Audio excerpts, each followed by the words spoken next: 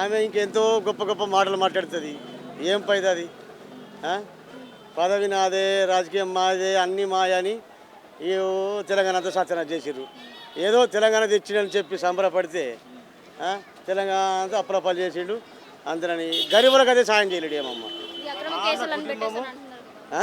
ఇది అక్రమంగా కేసులు పెట్టేసి మమ్మల్ని జైలు పంపిస్తున్నారు అంటున్నారు కదా.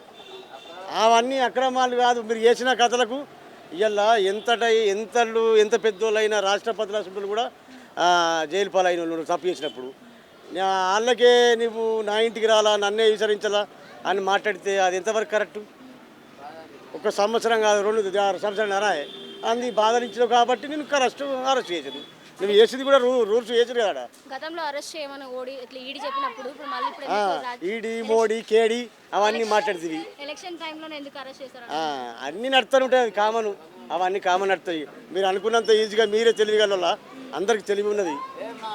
అన్నీ కేసీఆర్ కూడా రావట్లే కదా, మళ్ళీ బిడ్డ ఇట్లా అరెస్ట్ అత్తడు ఏంది తల వంచినట్టు అయిపోయింది, నల్లముఖం అయిపోయింది. ఎక్కడికి వస్తాడు?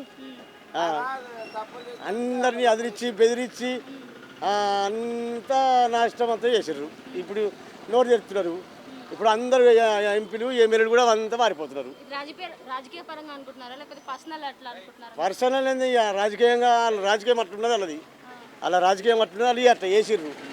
ఏదో మన తెలంగాణ మనకు వస్తే ఇంత అందరికి జాబులు వస్తాయి, గరీబులం బతము అని అంతా సంతోషపడి భ్రమణవాడి ఓటేసారు. కానీ ఇంత తెలివిగా పనిచేస్తారని కూడా ఎవరు నమ్మలే. వాళ్ళు ఎంత ఉన్నారు అయ్యా, ఎలుమోళ్ళు ఎంత ఉన్నారు తెలంగాణలో? 7,000 మంది ఉన్నారు. వాళ్ళు రాజ్యం వేలిండ్రు, రాజ్యం అంతా సత్సన చేసారు. ఏం పైదా అది? ఇలా ఏ కులమైనా కానీ కొన్ని లక్షలు ఉన్నారు. వీళ్ళు 1,00,000 కూడా లేరు. 1000 నుండి ఇంత పరిపాలన ఇది చేసారు, అప్రపాలు చేసారు. కానీ ఇంకోటి ఏం మంచి పని చేయలేదు. ఎందుకంటే మన తెలంగాణ మనకు వస్తే ఇంత సంతోషపడి అందరికి జాబులు వస్తాయి, మంచి బతమని సంబరపడి ఓటేసారు. కానీ ఇట్లాంటి పని ఇప్పుడు అర్థమైపోయింది. ఇప్పుడు అర్థమైంది. ఏం పని? ఒక్క గరీబుడు కూడా సాయం ముందుకు పోయినోడు వేడు. ఏడవైనా ఏ గలిలో పోయినా బెదిరింపులు, అదిరింపులు, కొట్టుడు, జైలేసుడు. ఏమన్నా ఏం రాలే. ఉన్నోడికే వచ్చినాయి. ఉన్నోడికి వచ్చింది. ఏం పైదా? దళితుడు 10 లక్షలు అన్నాడు. 10 లక్షలు నువ్వు ఊరికొక్కడికి ఇవ్వగానే వాడు గొప్పడు అయిపోయాడు. మళ్ళీ అది నాకు అండు వేసుకుంటే నా జెండా మొత్తనే నీకు 10,000 10 లక్షలు అన్ను. అందులో మళ్ళా ఎన్నో అంకటంకలు, లక్షలు లంచాలు ఆ గరీబోడి దగ్గరని. ఏం పైదా అది?